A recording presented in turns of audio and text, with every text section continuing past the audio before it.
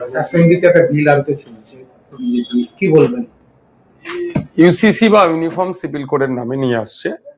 এই বিলের অবশ্যই আমরা বিরোধিতা করবই, কারণ এক দেশ এক আইন স্লোগান যেটা তুললেও এই দেশে ভিন্ন মতের, ভিন্ন জাতের, ভিন্ন বর্ণের, ভিন্ন সমাজের, ভিন্ন ভাষার মানুষ বসবাস করে। এই দেশে এটা মহত্ব, ঐতিহ্য। সারা পৃথিবী জুড়ে যত না ভাষাভাষী আছে আমাদের ভারতবর্ষে দেখতে গেলে কোনো অংশ কম নয়। যে চাপিয়ে দেওয়ার যে সংখ্যাগরিষ্ঠতার সুযোগ নিয়ে, মানে সংখ্যাগরিষ্ঠ গণতন্ত্রের আস্ফলন কোনোভাবেই মেনে নেওয়া যায় না। অবশ্যই আমরা বিরোধিতা করব, কারণ এই ইউনিফর্ম সিভিল কোডের মাধ্যমে যদি নিয়ে আসে তাহলে আর্টিকেল 25, আর্টিকেল 26, আর্টিকেল 29 পর্যন্ত আক্রান্ত হবে। শুধু তাই নয়, বিভিন্ন ধর্মের, বিভিন্ন বর্ণের মানুষের আলাদা যে রিলিজিয়াস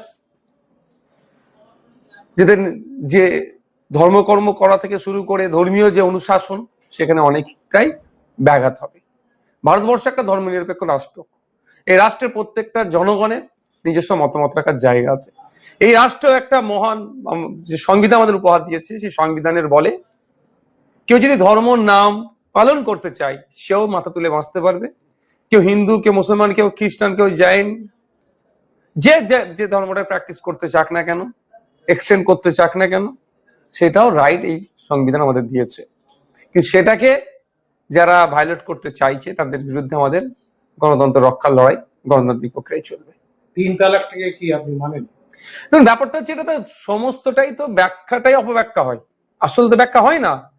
তালাক নিয়ে একটা ডিবেট হোক, তাহলে কয়েক ঘন্টা লাগবে।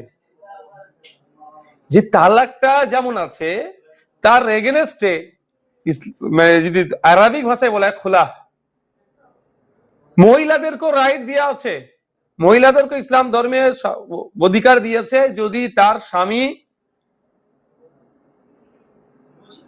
যে একটা স্বামীর যে সংজ্ঞা হয় তার বাইরে যদি চলে, সেক্ষেত্রে সে স্বামীর কাছ থেকে পরিত্রাণ পেতে পারে। তার নামটা খোলা। তালাকটা কি? তালাকটা হচ্ছে ডিভোর্স। এটাকে যেন অ্যাটম বোম হিসাবে দেখানো হচ্ছে, পরমাণু বোম হিসাবে দেখানো হচ্ছে। ব্যাপারটা কিছুই নয়।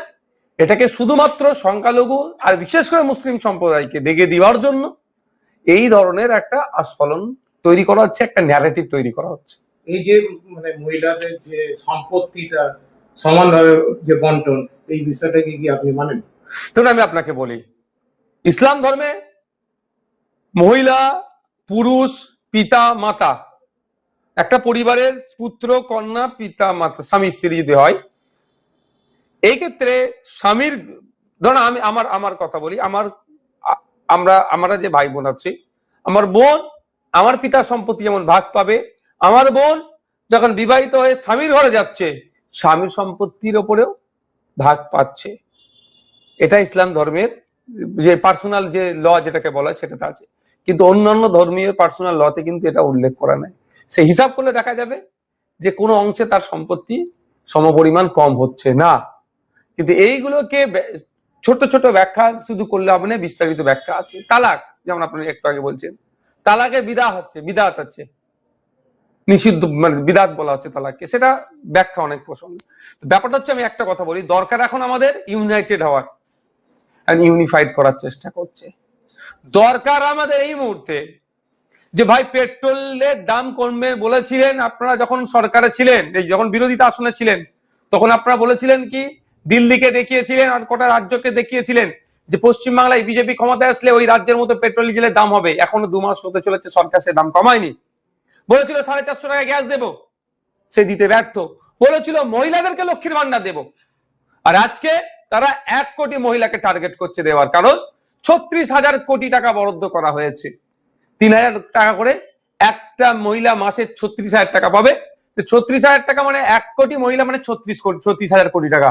তাহলে ওই যে ছাঁটাই হচ্ছে, এই মধ্যে যখন মানুষের মধ্যে ক্ষোভ তৈরি হচ্ছে, হকার উচ্ছেদ করে দিয়ে গরিব মানুষদের পেটে যেভাবে আঘাত দেওয়া হচ্ছে, নির্বিচারে তাদের বাসস্থান, কর্মস্থান যেভাবে ধ্বংস করাচ্ছে, যখন মানুষ ক্ষোভের যখন বহিঃপ্রকাশ হচ্ছে, সেই সময় এই ইউসিসি নিয়ে এসে এইটাকে মুসলমানদেরকে দাবিয়ে রাখা হচ্ছে, মুসলমানদের উপর চাপ তৈরি করা হচ্ছে, এর নাম দিয়ে কিছু ক্ষোভকে প্রশমিত করার চেষ্টা করছে।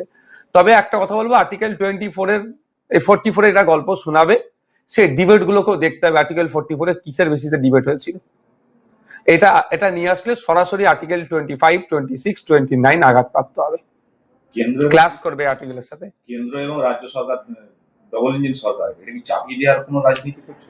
দেখুন, একটা কথা বলি, আমি আবারও বলছি, সংখ্যাগরিষ্ঠ গণতন্ত্রের আস্ফলন ছাড়া এটার কিছুই নয়, যেটা এটার ফিউচারটা খারাপ ছাড়া ভালো নেই। আজকে আপনারা দেখুন, এই সংখ্যাগরিষ্ঠ লড়াই, যে হিন্দু মুসলমান লড়াই লাগিয়ে দিয়ে দেখুন, আজকে অযোধ্যা মন্দিরের থেকে চুরি হয়ে গেল, সেই না উচ্চবাচ্য সেই অর্থে আছে? একটা মন্দির থেকে এত কোটি টাকা সম্পত্তি চুরি হয়ে যাচ্ছে, কোন উচ্চবাচ্য আছে? মানে এটাকেও একটা এমন জায়গায় নিয়ে যে দাঁড় করাচ্ছে যে অন্যায়টাকেও নাই বলে মানতে হবে, কারণ তো মুসলমানদের উপরে তো অত্যাচার চলছে, মুসলমানদেরকে টাইট করছে। আরে মুসলমানদেরকে টাইট করতে যে অন্য সমাজের মানুষও টাইট হয়ে যাচ্ছে।